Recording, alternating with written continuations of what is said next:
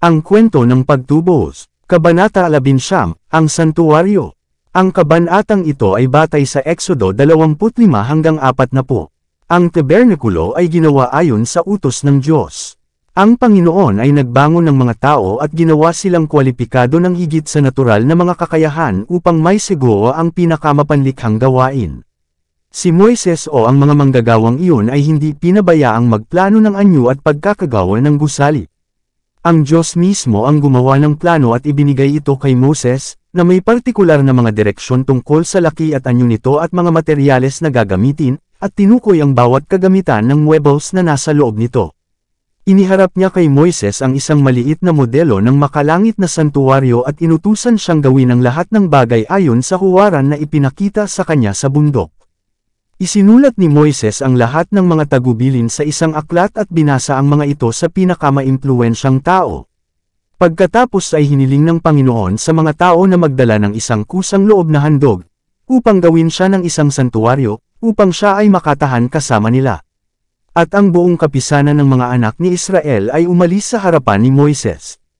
At sila'y nagsiparon, ang bawat isa na ang puso ay napukaw sa kanya, at ang bawat isa na ang kanyang espiritu ay nagkusa, at kanilang dinala ang handog sa Panginoon sa gawain ng tabernakulo ng kapisanan, at para sa lahat ng kanyang paglilingkod, at para sa mga banal na kasuotan. At sila'y nagsiparon, kapwa lalaki at babae, lahat ng may kusang loob, at nagdala ng mga pulseres, at mga hikaw, at mga singsing, at mga tapyas, lahat ng alahas na ginto, at bawat lalaki na naghandog ng handog na ginto sa Panginoon. Mahusay at mamahaling paghahanda ang kailangan. Ang mga mahal at mahal na materyales ay dapat kolektahin. Ngunit tinanggap lamang ng Panginoon ang mga kusang loob na handog. Ang debosyon sa gawain ng Diyos at sakripisyo mula sa puso ay unang kailangan sa paghahanda ng isang lugar para sa Diyos. At habang ang pagtatayo ng santuaryo ay nagpapatuloy, at ang mga tao ay nagdadala ng kanilang mga alay kay Moises, at kanyang inihaharap ang mga ito sa mga manggagawa, lahat ng pantas na tao na gumagawa sa gawain ay nagsisiyasat ng mga kaloob at nagpasya na ang bayan ay nagdala ng sapat, at higit pa sa magagamit nila. At ipinahayag ni Moises sa buong kampo, na sinasabi, huwag na ang lalaki o babae na gagawa pa ng anumang gawain para sa pag-aalay sa santuaryo. Kaya't ang mga tao ay pinigilan sa pagdadala, na itala para sa mga huling henerasyon. Ang paulit-ulit na pagbubulong-bulungan ng mga Israelita, at ang mga pagdalaw ng puot ng Diyos dahil sa kanilang mga paglabag, ay nakatala sa sagradong kasaysayan para sa kapakinabangan ng mga tao ng Diyos na pagkatapos ay meninirahan sa lupa, ngunit lalo na upang patunayan ang isang babala sa mga taong dapat manirahan malapit, ang pagsasara ng oras. Gayon din ang kanilang mga gawa ng debosyon, ang kanilang lakas at kalayaan sa pagdadala ng kanilang kusang loob na mga handog kay Moises ay itinala para sa kapakinabangan ng mga tao ng Diyos. Ang kanilang halimbawa sa paghahanda ng material para sa tabernakulo ng napakasaya ay isang halimbawa para sa lahat ng tunay na nagmamahal sa pagsamba sa Diyos. Yaong mga nagpapahalaga sa pagpapala ng sagradong presensya ng Diyos, kapag naghahanda ng isang gusali na kanyang makakatagpo sa kanila, ay dapat magpakita ng higit na interes at kasigasigan sa sagradong gawain sa proporsyon habang pinahahalagahan nila ang kanilang mga pagpapala sa langit na mas mataas kaysa sa kanilang mga kaginhawaan sa lupa. Dapat nilang matanto na naghahanda sila ng isang bahay para sa Diyos. Ito ay may ilang kahihinatnan na ang isang gusali na hayagang inihanda para sa Diyos upang makipagpulong sa kanyang mga tao, ay dapat ayusin ng may pag-iingat, ginawang komportable, maayos, at maginhawa, sapagkat ito ay dapat italaga sa Diyos at iharap sa Kanya, at siya ay dapat nakiusap na manatili sa bahay na iyon at gawin itong sagrado sa pamamagitan ng kanyang banal na presensya. Sapat na ang dapat na kusang loob na ibigay sa Panginoon upang maisakatuparan ang gawain, at pagkatapos ay masasabi ng mga manggagawa, huwag nang magdala ng mga handog. Ayon sa pattern, nang matapos ang pagtatayo ng tabernakulo, sinuri ni Moises ang lahat ng gawain, at inihambing ito sa huwaran, at mga tagubaylang natanggap niya mula sa Diyos, at nakita niya na ang bawat bahagi nito ay sumasang-ayon sa huwaran, at pinagpala niya ang mga tao. Nagbigay ang Diyos ng pattern ng arka kay Moises na may mga espesyal na tagubilin kung paano ito gagawin. Ang kaban ay ginawang naglalaman ng mga tapyas ng bato, kung saan inukitan ng Diyos, gamit ang kanyang sariling daliri, ang 10 utos. Ito ay nasa anyo na parang isang dibdib, at binalot at binalutan ng purong ginto. Pinalamutian ito ng mga koro ng ginto sa paligid ng tuktok. Ang takip ng sagradong dibdib na ito ay ang luklukan ng awa, na gawa sa solidong ginto.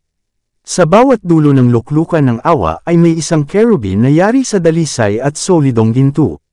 Ang kanilang mga mukha ay nakaharap sa isa't isa at may paggalang na nakatingin pababa sa luklukan ng awa, na kumakatawan sa lahat ng makalangit na anghel na tumitingin ng may interes at pagpipitagan sa batas ng Diyos na inilagak sa kaban sa makalangit na santuwaryo. Ang mga kerubin na ito ay may mga pakpak. Ang isang pakpak ng bawat anghel ay nakaunat sa itaas, habang ang isa pang pakpak ng bawat anghel ay nakatikip sa kanyang anyo. Ang kaban ng makalupang santuwaryo ay ang huwaran ng tunay na kaban sa langit. Doon, sa tabi ng makalangit na kaban, nakatayo ang mga buhay na anghel. Sa magkabilang dulo ng arka, bawat isa ay may isang pakpak na tumatakip sa luklukan ng awa, at nakaunat sa itaas, habang ang iba pang mga pakpak ay nakatiklop sa kanilang mga anyo bilang tanda ng paggalang at pagpapakumbaba. Sa makalupang kaban ay kinailangan ni Moises na ilagay ang mga tapyas na bato.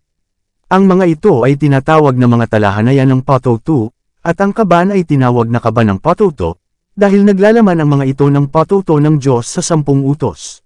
2 apartments. Ang tabernakulo ay binubuo ng 2 silid, na pinaghihiwalay ng isang kurtina, o belo. Ang lahat ng kasangkapan sa tabernakulo ay gawa sa ginto, o binalutan ng ginto. Ang mga tabing ng tabernakulo ay may sari-saring kulay, pinakamaganda ang pagkakaayos. At sa mga kurtinang ito ay ginawa, na may mga sinulid na ginto at pilak, mga kerubin, na kumakatawan sa hukbo ng mga anghel, na konektado sa gawain ng makalangit na santuwaryo, at naglilingkod sa mga anghel sa mga banal sa lupa. Sa loob ng ikalawang lambung ay inilagay ang kaban ng patoto, at ang maganda at mayamang tabing ay inilabas sa harap ng sagradong kaban. Ang kurtinang ito ay hindi umabot sa tuktok ng gusali. Ang kaluwalhatian ng Diyos, na nasa itaas ng luklukan ng awa, ay makikita mula sa parehong mga apartment, ngunit sa isang mas kaunting antas mula sa unang apartment. Direkta sa harap ng kaban, ngunit pinaghihiwalay ng kurtina, ay ang gintong altar ng insenso. Ang apoy sa altar na ito ay sinindihan ng Panginoon mismo, at sagradong itinatangi sa pamamagitan ng pagpapakain dito ng banal na insenso, na pumuno sa santuwaryo ng mabangong ulap nito araw at gabi. Ang bango nito ay umaabot ng milya-milya sa palibot ng tabernakulo. Nang mag-alay ang pari ng insenso sa harap ng Panginoon ay tumingin siya sa luklukan ng awa.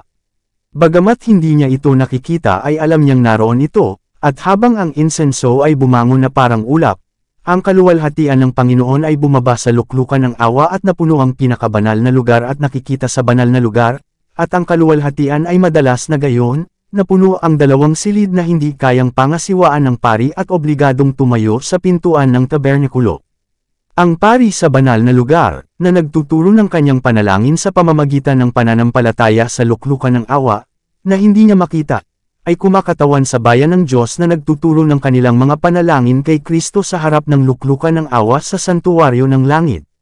Hindi nila makikita ang kanilang tagapamagitan sa natural na mata, ngunit sa mata ng pananampalataya ay nakikita nila si Kristo sa harap ng luklukan ng awa at itinuturo ang kanilang mga panalangin sa Kanya, at may katiyakan na inaangkin ang mga pakinabang ng kanyang pamamagitan.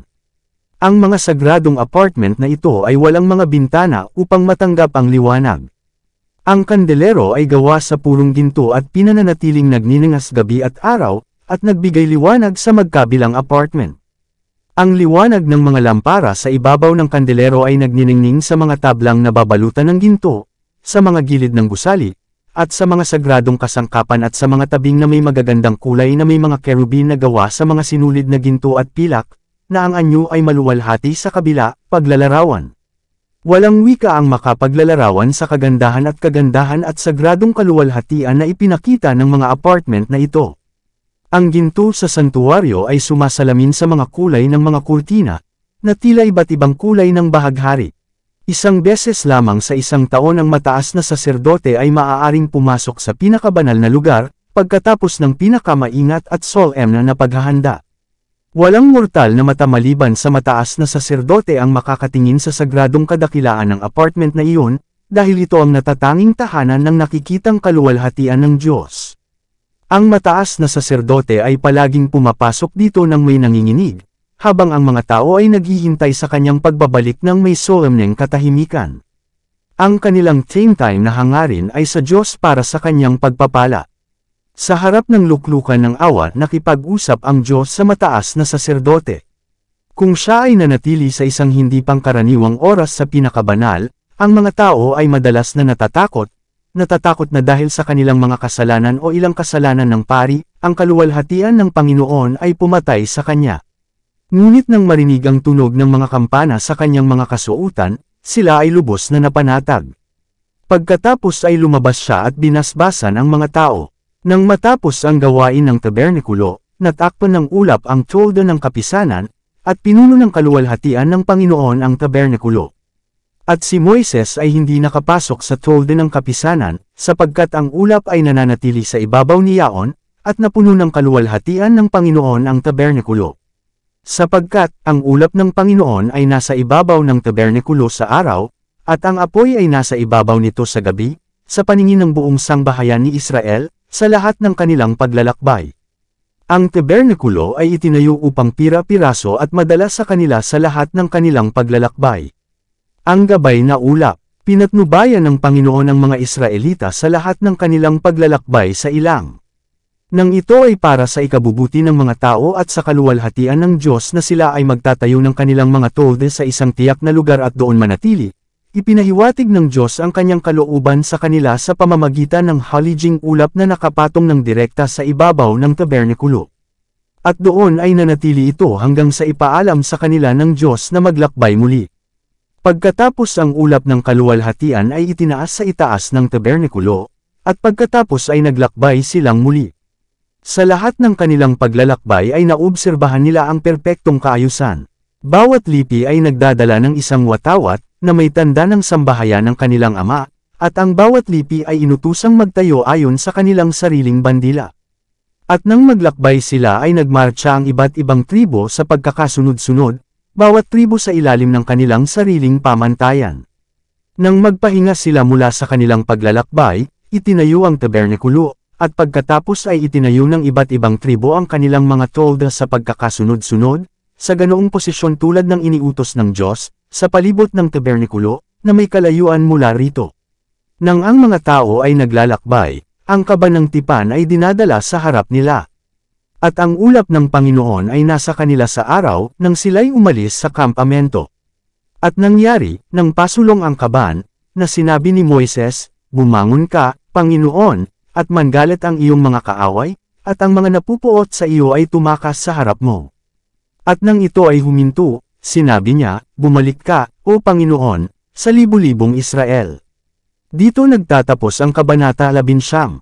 Para updated ka sa susunod na mga kabanata ay huwag kalimutang mag-subscribe sa ating channel Renilab TV, mag-like na at mag-share sa ating mga video. Maraming salamat po.